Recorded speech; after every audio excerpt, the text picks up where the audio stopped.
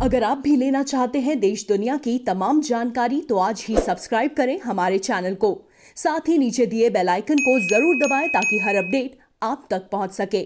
नमस्कार, साक्षी news network के खास कार्यक्रम विश्व खबरों में आप सभी का स्वागत है। नेपाल में केपी शर्मा ओली एक बार फिर से प्रधानमंत्री पद की कुर्सी पाने में सफल रहे और वाकई यह अजब संयोग है राजनीति का कि जो प्रधानमंत्री 3 दिन पहले विश्वास मत हार गया था वही एक बार फिर से देश का नया प्रधानमंत्री बन गया।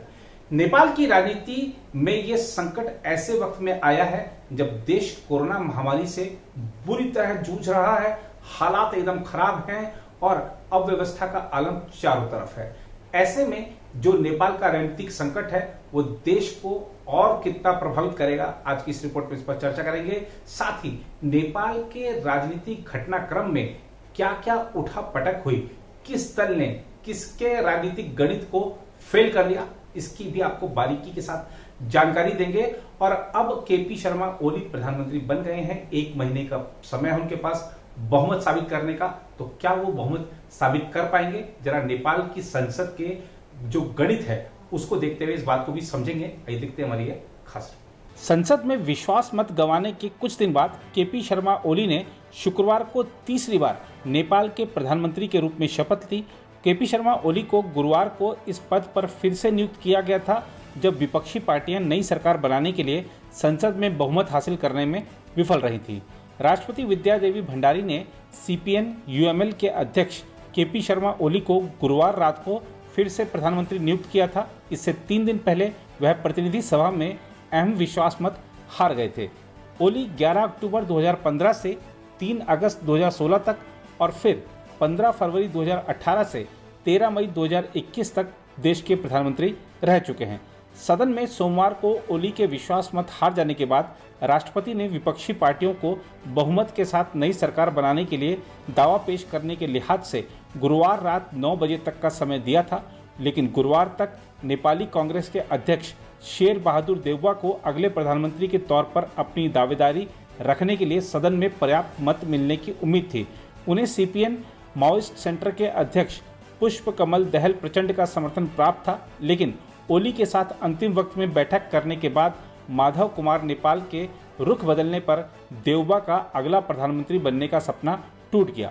यही नहीं, जेएसपी के अध्यक्ष उपेंद्र यादव ने देउबा को समर्थन देने का आश्वासन दिया था, लेकिन पार्टी के एक और अध्यक्ष महंत ठाकुर ने इस विचार को खारिज कर दिया। निचले सदन में नेपाली कांग्रेस के पास 61 और माओवाद मध्य के पास 49 सीटें हैं। इस प्रकार उनके पास 110 सीटें हैं, लेकिन यह बहुमत के आंकड़े से कम है। केपी शर्मा ओली को अब 30 दिन के भीतर सदन में विश्वास मत हासिल करना होगा, जिसमें विफल रहने पर संविधान के अनुच्छेद 76(5) के तहत सरकार बनाने का प्रयास शुरू किया जाएगा। ओली की अध्यक्षता वाली सीपीएन यूएमएल 121 सीटों के साथ 271 सदस्यीय प्रतिनिधि सभा में सबसे बड़ी पार्टी है। जहां तक नेपाली संसद में राजनीतिक गणित का सवाल है तो उसमें फिलहाल सरकार गठन के लिए 136 मतों की जरूरत है।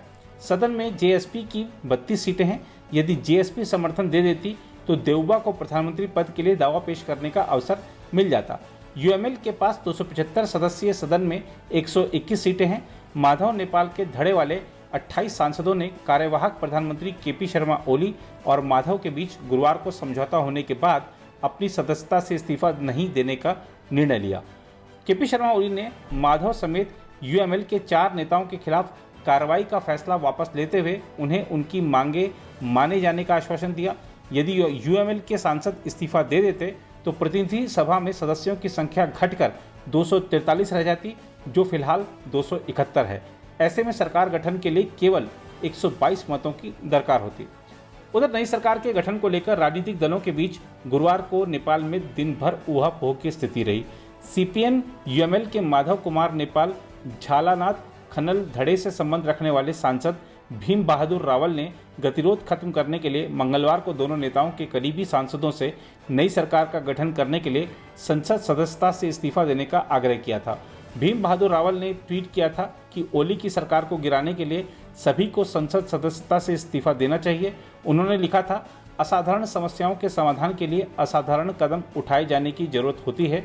प्रधानमंत्री ओली को राष्ट्रीय हितों के खिलाफ अतिरिक्त कदम उठाने से रोकने के लिए उनकी सरकार गिराना जरूरी है।